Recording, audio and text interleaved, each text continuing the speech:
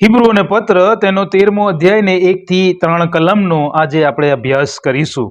સાચું ખ્રિસ્તી જીવન, પ્રેમ જે દેખાય છે તે વિશે આજે ખાસ આપણે જોવા માંગીએ છીએ. અગાઉ 12મા અધ્યાયના અંત ભાગમાં આપણે સિનાઈ અને સિયોન પર્વતની સરખામણી જોઈ. આપણે સિયોન પર્વત પાસે જ્યાં નવું યરુશલેમ કે છે કદી કંપાવામાં નહીં આવે તેવું રાજ્ય છે તેની પાસે આપણે આવ્યા છીએ.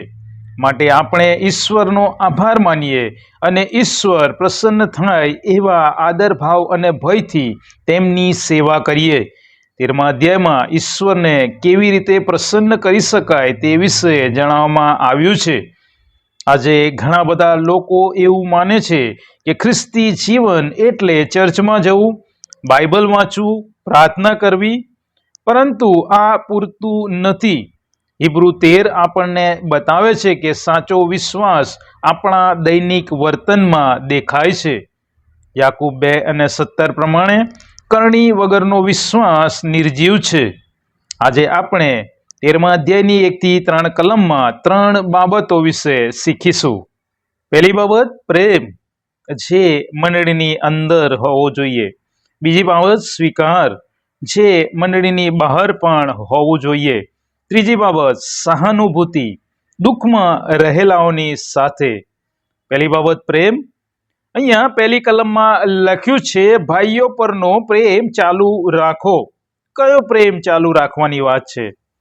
નવા કરારમાં પ્રાચીન ગ્રીક ભાષામાં 4 પ્રકારના પ્રેમનું વર્ણન કરવામાં આવ્યું છે. પહેલો પ્રેમ ઇરોસ, જે શારીરિક આકર્ષણ અંગેનો પ્રેમ છે. બીજી બાબત સ્ટોર્જ, જે કૌટુંબિક પ્રેમ છે, જે પતિ પત્ની, બાળકો અને માતા પિતા વચ્ચે જોવા મળે છે. ત્રીજો પ્રેમ અગાપે. નવા કરારમાં આ સૌથી શક્તિશાળી શબ્દ છે.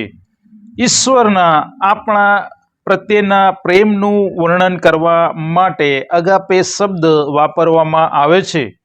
આ પ્રેમ કોઈ પણ પ્રકારના વળતરની માંગણી વગરનો નિસ્વાર્થ પ્રેમ છે. અપ્રિય વ્યક્તિને પણ વ્યક્ત કરવામાં આવતો પ્રેમ છે. અને જે ચોથો પ્રેમ છે તે ફિલાડેલ્ફિયા. અહીં પ્રથમ કલમમાં જે પ્રેમ વિશે વાત કરવામાં આવી છે તે ફિલાડેલ્ફિયા પ્રેમ છે, જે મૂળ ફિલિયા શબ્દ પરથી ઉતરી આવ્યો છે, જે ભાઈચારાના પ્રેમની વાત કરે છે. આ એક ઊંડી મિત્રતાનો પ્રેમ છે. ખ્રિસ્તીઓમાં આ પ્રકારનો પ્રેમ હોવો જોઈએ અને તે નિરંતર ચાલુ રહેવો જોઈએ. તેથી જ લેખક અહીં કહે છે, તમારો પ્રેમ ચાલુ રાખો, મતલબ તેમાં સ્થિર રહો. એક દિવસ પ્રેમ અને બીજા દિવસે નફરત એમ નહીં. મંડળી તરીકે ખ્રિસ્તમાં આપણે એક પરિવાર છીએ. આથી જ પ્રભુ ઈસુ ખ્રિસ્ત કહે છે યોહાન 13:34 અને 35માં, હું તમને નવી આજ્ઞા આપું છું કે તમે એકબીજા પર પ્રેમ રાખો. જેઓ મેં તમારા પર પ્રેમ રાખ્યો તેઓ તમે પણ એકબીજા પર પ્રેમ રાખો. જો તમે એકબીજા પર પ્રેમ રાખો તો તેથી સર્વ માણસો જાણશે કે તમે મારા શિષ્યો છો. આજની મંડળીઓ તૂટે છે તે તો બહારના હુમલાઓથી નહીં, પરંતુ અંદરના મતભેદ અને અપ્રેમને કારણે તૂટે છે. કોઈ તમને દુઃખ પહોંચાડે તો તમે તેને માફ કરો. કોઈ આગળ વધે તો તમે ઈર્ષા ન કરો. કોઈ નબળું છે તો તેને તમે સહારો આપો. આ છે ભાઈચારાનો પ્રેમ, જે વિશે અહીં પહેલી કલમમાં લખવામાં આવ્યું છે. બીજી બાબત, સ્વીકાર. અહીં બીજી કલમમાં લખ્યું છે કે તમે પરોણાગત કરવાનું ભૂલશો નહીં. પરોણાગત એટલે માત્ર ખાવાનું આપવું એમ નહીં, પણ હૃદય અને સમય પણ આપવો.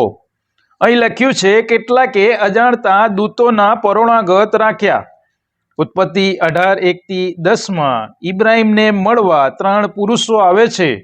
અજાણ્યા હોવા છતાં તે તેમને આવકારે છે અને આગ્રહથી જમાડે છે.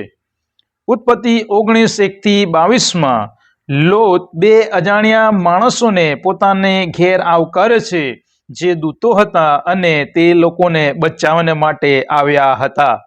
ઇબ્રાહિમ અને લોત અજાણતા પ્રભુના દૂતોની સેવા કરનારા બને છે. આપણે જાણતા નથી કે કયો માણસ પ્રભુના દૂત તરીકે આપણે ત્યાં આવે છે.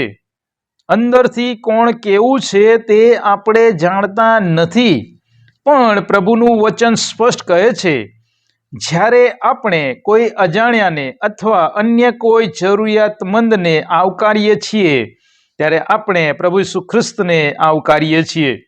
કેમ કે માથી 25:40 પ્રભુ ઈસુ ખ્રિસ્ત કહે છે, આ મારા ભાઈઓમાંના બહુ નાનાઓમાંથી એકને તમે તે કર્યું એટલે તે મને કર્યું. ચર્ચમાં નવા આવનારાઓને અવગણશો નહીં. માત્ર ઓળખીતા જ નહીં પણ સર્વની સાથે વાત કરો.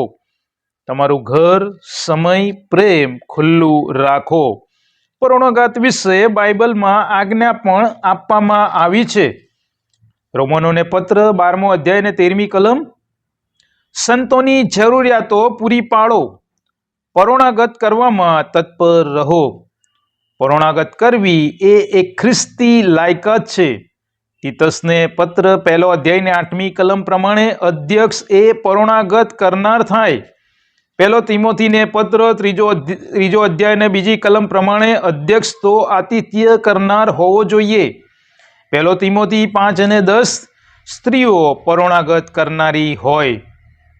બીજાના ઘરે આપણે આપણા આવકારની જેવી અપેક્ષા રાખીએ છીએ તેવી જ રીતે આપણે પણ આપણા ઘરે આવનાર લોકોને આવકારવા જોઈએ. 1 પિત્તર 4 અને 9 જીવ કચવાયા વગર તમે એકબીજાને પરોણા રાખો. ત્રીજી બાબત, સહાનુભૂતિ દુઃખમાં રહેલાઓની સાથે. 3જી કલમમાં લખ્યું છે, બંદીખાનામાં નંખાયેલા હોય તેવા અને દુઃખમાં હોય તેવા લોકોને યાદ કરવા. પ્રથમ સદીમાં ખ્રિસ્તીઓને સતાવણીને કારણે કેદમાં નાખવામાં આવતા હતા. આજના સમયમાં પણ એ જ પ્રમાણે થઈ રહ્યું છે. લેખક અહીં એવું કહે છે કે તમે એવું ન વિચારો કે આ તેમની પોતાની સમસ્યા છે. મંડળી એક શરીર છે જેનું શિર પ્રભુ ઈસુ ખ્રિસ્ત પોતે છે. જેમ શરીરનો એક અવયવ દુઃખી હોય ત્યારે બધા જ અવયવ દુઃખી હોય, તેમ આપણામાંનો એક દુઃખી તેમ આપણે બધા પણ દુઃખી. માટે બંદીખાનામાં રહેલા માટે જાણે આપણે પોતે પણ બંદીખાનામાં છીએ તેમ વિચારીને પ્રાર્થના કરીએ.